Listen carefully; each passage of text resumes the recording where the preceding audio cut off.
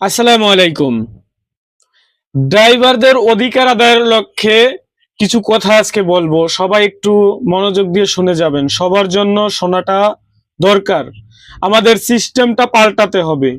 আমরা সারা রাত গাড়ি চালিয়ে আমরা যখন প্রোডাক্টটা নিয়ে আমরা ডেলিভারি পয়েন্টে পৌঁছাই, তখন দেখা যাইতেছে আমরা যদি গাড়িটা রাস্তার উপরেই রাখি কোনো দোকানের সামনে, কোনোভাবে দোকানদার যদি দেখতে পারে মানে বের হয়ে এসে অকথ্য ভাষায় গালাগালি করবে তার দোকানের সামনে কেন গাড়ি রাখা হলো।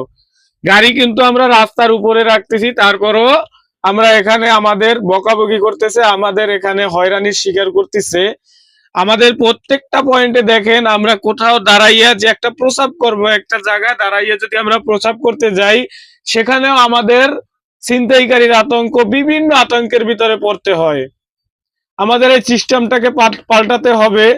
আমাদের নিজেদের মন মস্তিষ্ক পাল্টাতে হবে।